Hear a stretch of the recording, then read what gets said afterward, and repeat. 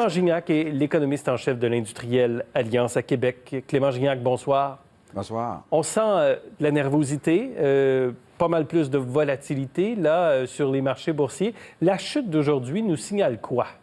Mais ça signale qu'il y a vraiment beaucoup d'incertitudes et de nervosité parce que, comme vous savez, la Chine est devenue beaucoup plus importante que v'là 15 ans, exemple. Donc, on parle quand même que c'est 20 de l'économie mondiale. C'est aussi pas loin de 700 millions maintenant de passagers par année par rapport à quelque chose comme 60 millions v'là une quinzaine d'années. Donc, la Chine est devenue très importante, même si c'est actuellement plutôt limité en Chine. On est inquiet du côté des marchés qu'il y ait une forme de propagation, comme on avait observé en 2003 dans le cas du SRAS. Ouais. Donc, dans ce sens-là, on est au tout début, soi-disant. Évidemment, il y a des choses qui nous rassurent parce que la Chine est beaucoup plus transparente, mais néanmoins, il y a beaucoup d'incertitudes sur quel sera l'impact, puisque, comme vous l'avez mentionné, ça a l'impact du côté du tourisme notamment, et aussi ça pourrait avoir de l'impact sur la chaîne d'approvisionnement mondiale. On voit l'impact aujourd'hui sur plusieurs entreprises dans le secteur du voyage, le secteur du tourisme. On a vu aussi les taux obligataires quand même en baisse, pas mal aujourd'hui. Oui. Les cours du pétrole en baisse, le dollar américain en hausse, le prix de l'or en hausse également. Est-ce que ça envoie un signal comme quoi, finalement, l'économie va ralentir plus qu'on pensait? Parce qu'on voyait quand même une projection de croissance mondiale un petit peu plus forte que l'an passé. Mais là, finalement, est-ce qu'il va falloir réviser tout cela? Mais en fait, ça pourrait reporter la reprise qu'on pouvait observer peut-être en deuxième moitié d'année. Il faut bien penser qu'on a abaissé les taux d'intérêt. Donc là, maintenant, il y a une trêve commerciale. On sait que vraiment les disputes commerciales entre la Chine et les États-Unis avaient contribué au ralentissement économique. Mais là, ce cas-là, en fait, la seule référence qu'on a vraiment, Gérald, comme économiste, c'est de retourner à 2003 quand il y a eu le SRAS. Oui. Il y a des bonnes et mauvaises nouvelles. Allons-y pour le côté rassurant, premièrement. Le taux de mortalité beaucoup plus bas. On parle de 2,5, 2,8 pour ceux qui sont affectés au lieu de 10 Deuxièmement, la Chine collabore beaucoup mieux, beaucoup plus transparente, tout de suite avec des mesures énergiques en partant.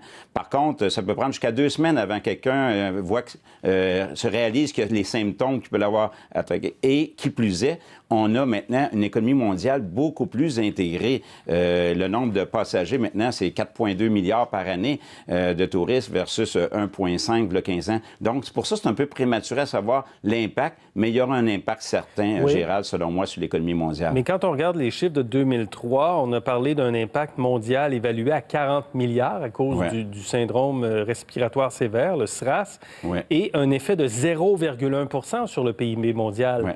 À l'époque. Est-ce qu'ici, on est en train d'analyser des scénarios qui pourraient être plus graves que ça? En fait, il faudrait bien penser que si la propagation s'étend beaucoup plus et on voit beaucoup plus de cas du côté de l'Europe, du côté des États-Unis, à ce moment-là, les autorités pourraient déclarer, un peu comme c'était le cas 4 mois après le premier cas qui est sorti dans le cas de 2003 sur le SRAS, que là, on n'est pas en risque élevé, on est en état d'urgence. L'Organisation mondiale de la santé décrète un état d'urgence. Là, ça a beaucoup d'impact, y compris dans les aéroports, sur le tourisme. Oui. Et là, il faudrait voir. Donc, c'est prématuré à ce moment-ci de pouvoir conclure si ça sera plus gros que 2003, mais c'est sous haute surveillance et ça va prendre probablement plus que 2-3 jours. Ça va prendre quelques semaines, Gérald, selon moi, avant de savoir vraiment si on fait face à quelque chose qui est une épidémie beaucoup plus importante ou comparable à 2003. Mais que ce soit plus important ou pas, là, peu importe les chiffres et ce qu'on va constater dans les faits au cours des prochaines semaines, diriez-vous que la confiance, qui est quand même au cœur là, du fonctionnement économique, que la confiance est déjà affectée? Bien, c'est sûr que les marchés boursiers, exemple, c'est des marchés d'anticipation. Les investisseurs voient. On a vu en 2003 la bourse qui a réagi, surtout du côté des pays émergents. Donc, dans ce sens-là, ça peut compromettre des projets de voyage dans certains cas ou reporter à plus tard. Donc, c'est ça, c'est l'incertitude qui peut déjà avoir un impact. Mais par contre, on voit que les autorités médicales sont beaucoup mieux préparées, la Chine plus transparente et, comme j'ai dit plus tôt, évidemment, le taux de mortalité est beaucoup plus faible. Donc, pour les gens qui nous regardent, la probabilité ou le risque que vous soyez affecté par ça est relativement faible, comme l'a dit les autorités médicales canadiennes. Oui. C'est vrai, mais en même temps, les gens qui disent je veux voyager ce printemps, je veux voyager l'été prochain.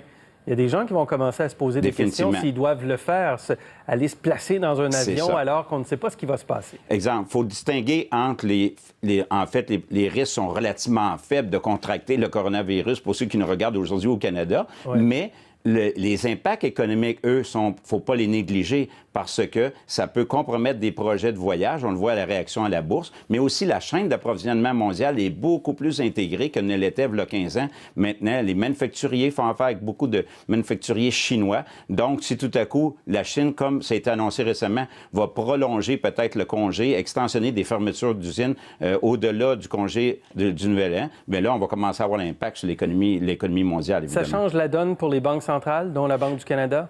Clairement, c'est un facteur de risque. Il y avait des facteurs de risque géopolitique. Celui-là, on l'ajoute.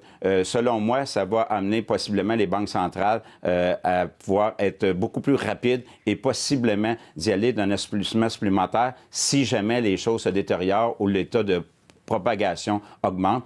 On ne serait pas surpris de voir les banques centrales réagir aux besoins. Merci beaucoup pour cette analyse, Clément Gignac. Au plaisir. Au revoir.